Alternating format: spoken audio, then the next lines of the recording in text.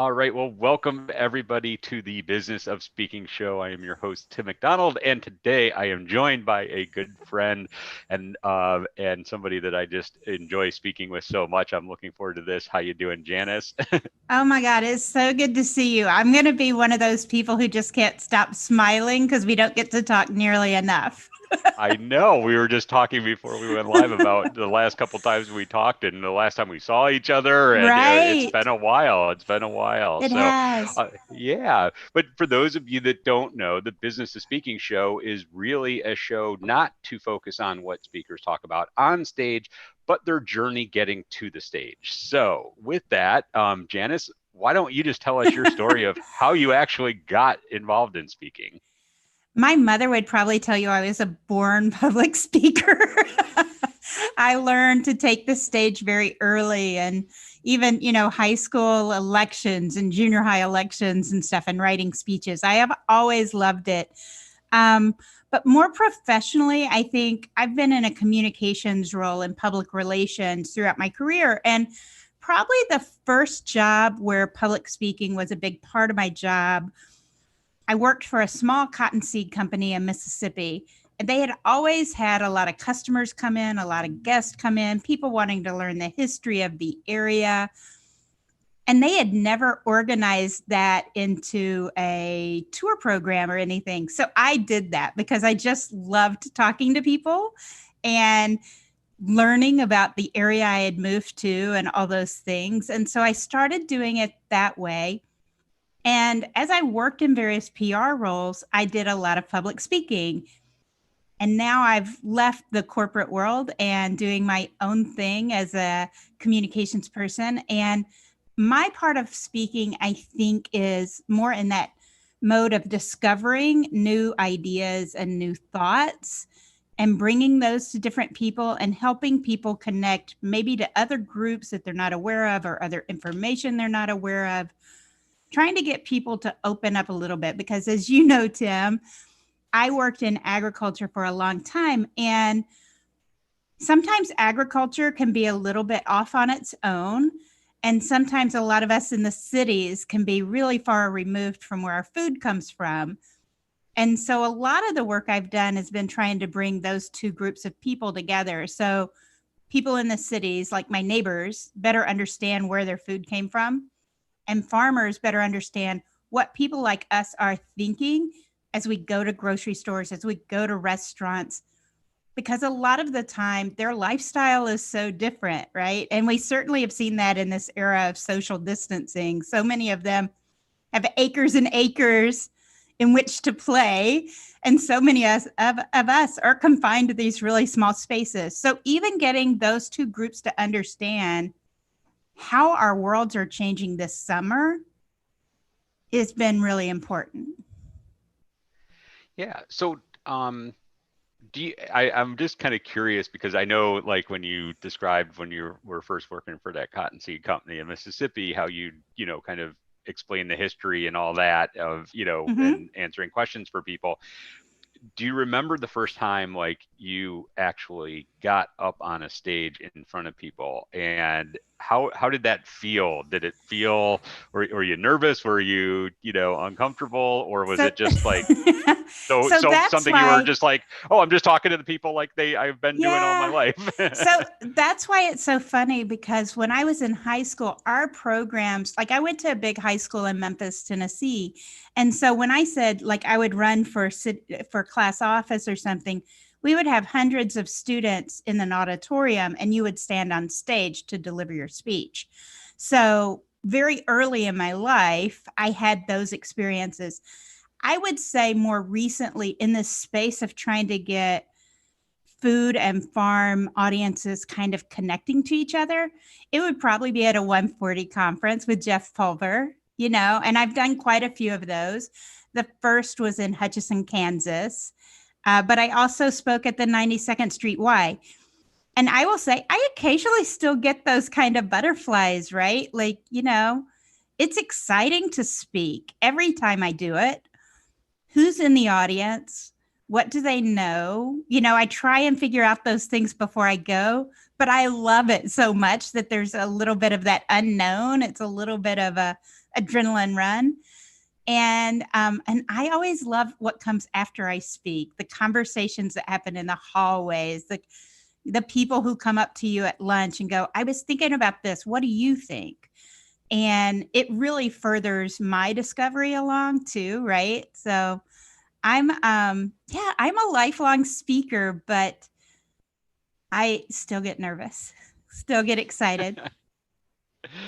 So, I know, you've been working for companies most of your life, and then it wasn't the pandemic or COVID that caused you to leave. Right, But made a conscious decision to leave last right. year. And now, what kind of, have you learned since that point in time? How has the original vision for what you thought you wanted to do, you know, evolved, changed? Maybe it's the same exact thing, but maybe explain It's that process to us. as a small business owner, when I started my company on paper a few years ago, but I left my full time job in September last year. So it's coming up on a year. And I knew leaving at that time of year, there are a lot of meetings that happen in the winter. And I thought, well, I probably won't get very many hires just because I'm so late. Like I'm late to the gig, right? However, I ended up being so busy with public speaking, I was surprised. I had a lot of opportunities to do keynotes. I had some opportunities to do some breakouts that were really specifically geared to the kinds of things I put myself into, like allowing yourself to be uncomfortable enough so you can grow and things like that, which I love to do breakouts with people because some people want to grow, but they also really love comfort. And so some of those things, and so in December, January, February, and early March, I was on the road so much. And you know me, I travel all the time anyway, personally, professionally, have always done it. So March was a huge shift for me. I still had a few gigs on the calendar. I was able to shift over to doing some of that virtually and working with the clients. I looked at how can I make it as impactful for their audience and for their program. And I added, for some of those, I added virtual consulting appointments for a certain number of guests or things along that line that they could then kind of up the value for what they were delivering. But right now, I had started a podcast. So I'm doing some podcasting, talking to some other people about doing podcasts. I'm doing some consulting on communications. I do a lot of work where I help other people think about how can we get to this audience. And they may not know which tools to use, right? So in the old world, people would say, oh, just send a press release out because I need people to know about this. Get me in the newspaper, right? And probably 15 years ago, I started going, wait a minute, what's this like online space look like? I started playing with it personally. And then I was able to find out how to make it work for business. So I was doing the same kind of thing around podcasting now. And I'm always trying to explore new methods. But then how can I help businesses understand that space so that they can participate in it authentically and reach the audiences they want to reach, all of that kind of stuff. So I'm doing more of that right now than I am public speaking, but I'm still doing some speaking online, with Zoom conferences and things like that. It's a little different than just doing a Zoom call with a team of people, right? So making sure you have a good mic and that you can be understood, and maybe I curate the background a little bit more than when I'm like talking to friends on Zoom or my family's Zoom dinner on Sunday, right? Like you would, yeah, what's in the background and what I'm wearing is not nearly the same as my family's Sunday dinners. Yeah, it is pretty interesting. I've actually done a couple workshops and courses on how to use Zoom. And the interesting thing for me is, you know, typically when you're a speaker, most people hire you to deliver your content on stage. Right, right. In today's world, I mean, unless you're working with a major, event planner or corporation that has experience with these new technologies, they're now actually looking at the speakers to become the experts on how they use these technologies to Exactly, present. exactly. And understanding like how you want people to engage with the content, right? Like that's a big piece of it on social media, and that's a big piece of it on virtual speaking. Like you can be on a stage in a room for an hour and speak for 50 minutes of that hour and then say, let's take a few questions. But in today's world, when you have everybody at home and they have all the distractions, like the UPS guy is dropping off packages, the lawn person is coming to do the lawn, your kids are asking you questions, you're kind of thirsty and the refrigerator is right there. Like there's so many distractions that if you don't find a way for people to interact with you, then you could lose them, right? And so that's a piece of speaking now, is figuring out the mechanisms through which they can interact. And oh, there's a chat button, we'd love to have you use this, or there's a Q&A session and I'll be watching for these things, and yet staying focused on what you're trying to deliver. It is different skills that you have to do. A little multitasking is needed in this virtual speaking world. Also, good friends are needed, I think. It's really great when you have a nice kind of facilitator that you can work with and that you can do that role for each other or something along that line. Definitely is something that I know is very helpful. I bet So, Lori is somewhere around there. um, let me ask you, because I can't believe it's like we're just burning through time so quickly. It's like I'm like I can't believe this. But Yeah, let me ask you, if looking back from where you're at now to when you first got involved in speaking, right. what advice would you go back and give your beginning speaker self that you know now?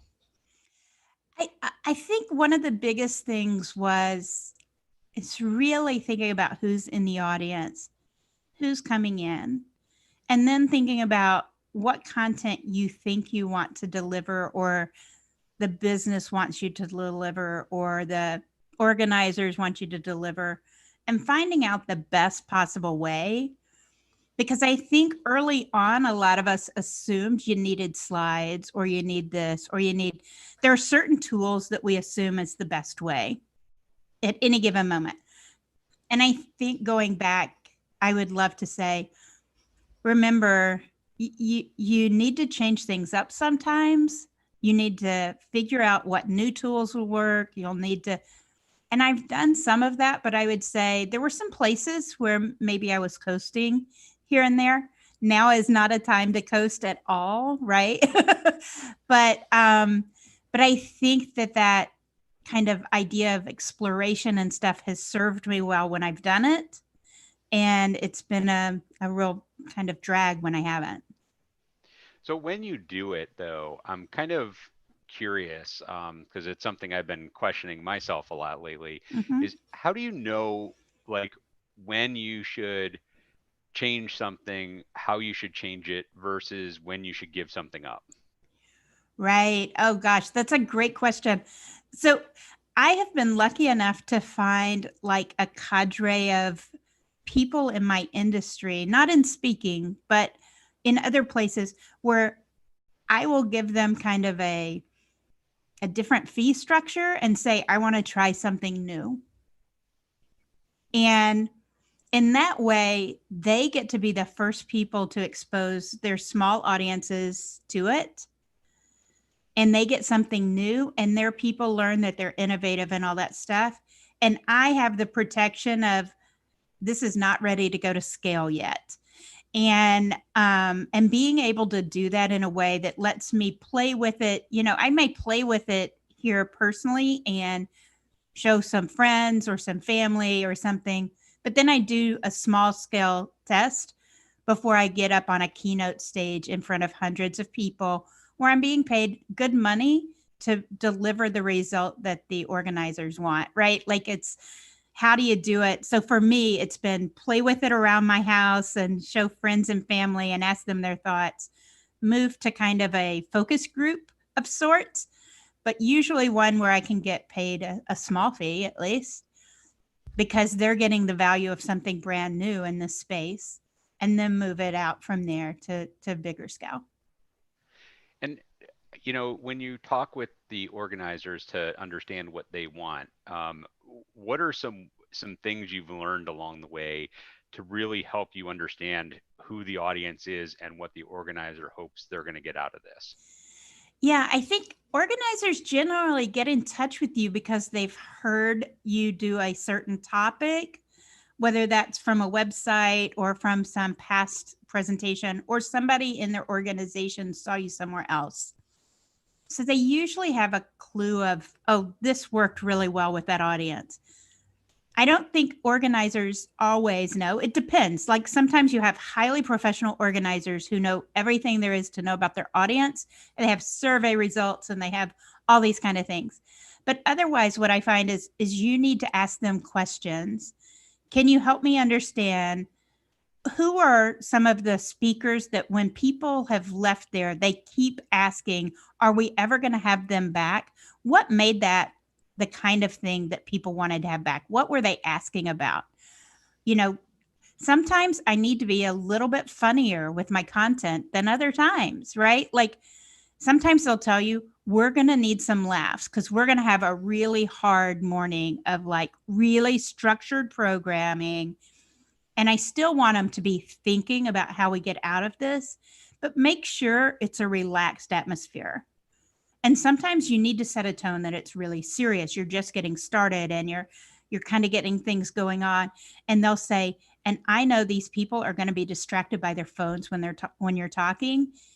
I need your help to get them focused. So, so you kind of end up talking about the structure of the program, the makeup of the audience, and your topic all kind of coming together. Oh, Does that that's make very. sense? Oh, absolutely, absolutely. I'm just. It went back as you were talking about, like always evolving. I think one of the first times I was asked to speak, and I remember getting a piece of advice that ask the organizer what they Mm-hmm. want to get out of it, and what I should know, and I did that, and I've been doing it ever since. But it was just so interesting because there's a lot of things you don't know, and Yeah, especially if you're speaking in different cultures or different exactly. environments, and it's And it's very. sometimes after I do a talk and things, I try and find the organizer later and ask, is there anything else you need from me? And sometimes they want you to do a short video so they can send it out on an email. And sometimes they say, so and so really wanted to speak to you. They're on my board. Could you spend 10 minutes with them or something? And for me, I want to keep the organizer and the organizations happy. I want to get good reviews out of the event. And 10 or 30 minutes, it's not, when you're getting paid to show up and do this well, I think they're not paying you just for the time on the stage. They're paying you for the full experience. So unless they've like really gotten you to come way off my price or something, I try and make sure the entire event goes well for them. And I usually sit in and hear some of the previous speakers and try and sit down with a group of people for lunch. I've really learned a lot by doing that. I was at one event, and this is probably really appropriate in today's world, but one of the women at my table turned around to her friend, and they both were Black, and said, "Why don't any of the slides look like us?" And I thought, hell yeah, I'm going to be rocking this because my opening slide happened to be a Black woman, because the picture I needed for the topic, I found the perfect picture and it happened to be a woman of color. Right. And so, but you learn a lot from an audience that way, and you can connect differently by being able to say, and I think part of this making yourself uncomfortable if you're white is to remember that not everybody looks like you, and things like that, right? So I was able to work it in easily for some of these women that were having a problem in the room with earlier speakers. And if you come in and you do the job of speaking and you don't take that time to meet some of the audience, to talk to organizers and things like that, you may not know whether you're doing your best job or not, right? Like I always want to feel like I've done my best. And sitting in the room for a bit always teaches me something before I speak. Always learn something. I love that.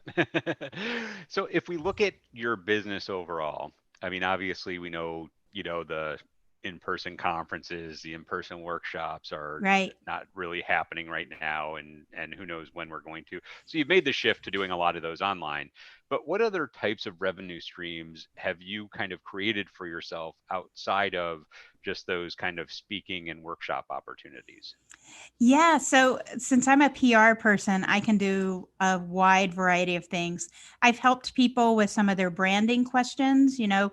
If they're not comfortable where they are today and they want to shift their brand somewhere else, I've come in and asked questions and talked to them about the dilemmas and help them think about how to make their brand evolve instead of radical shift, or if a radical shift is needed, talk to them about some of those things and how they may do that most informed.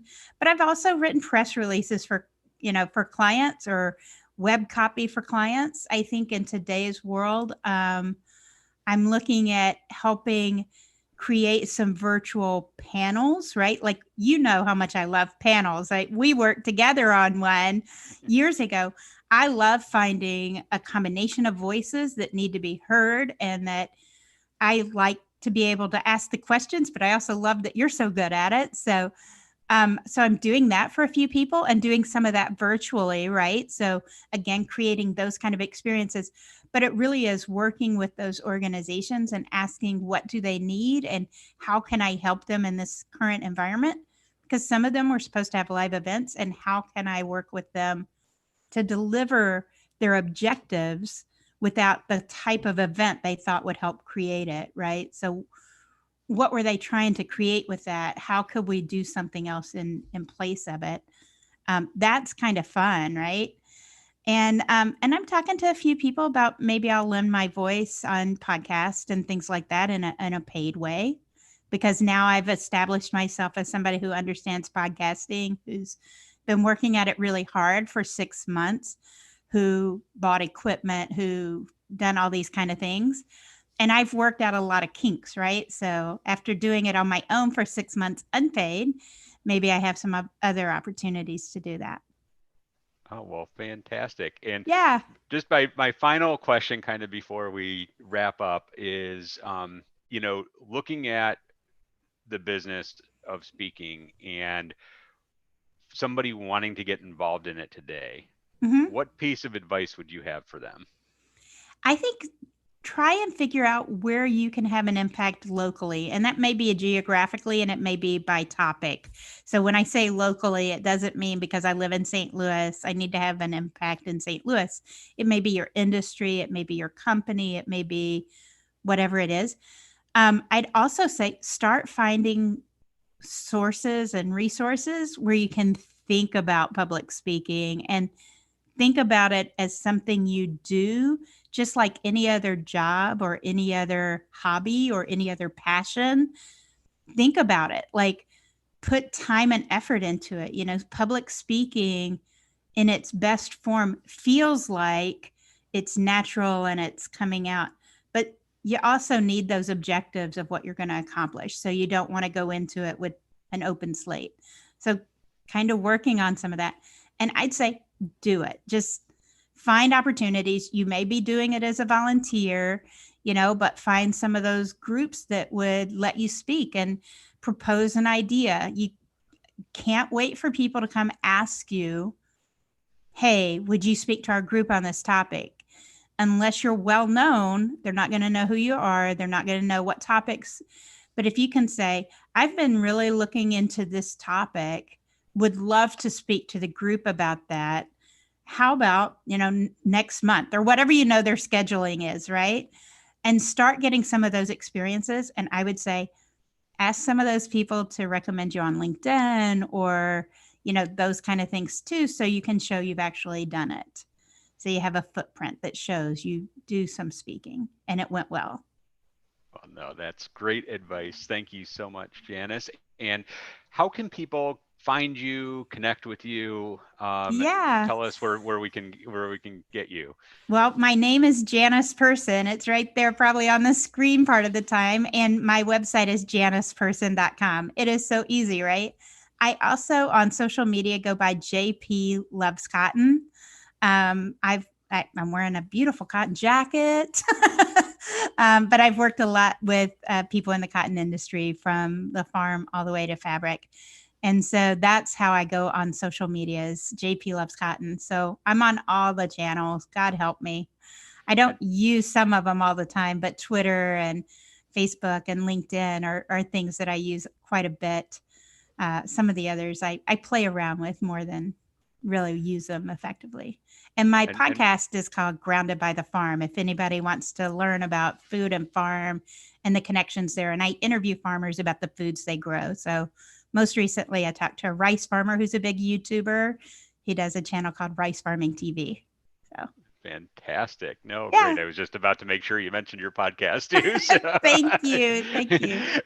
Well, I really enjoyed having you with us, Janice. And for those of you that don't know, at the end of each of these YouTube live broadcasts where I talk to the speaker, I stop the YouTube and I keep recording with them and ask one other question that is only available to our email subscribers. So if you head over to speaking.business and just click the join our community and sign up for our email list, you will be getting weekly content that is exclusive to our email subscribers and not available to anybody just watching on YouTube. So perfect. we're gonna sign off here, and thank you for joining us today, and thank you, Janice. And I will talk to you in just a minute. Sounds great. Okay, we are done on YouTube.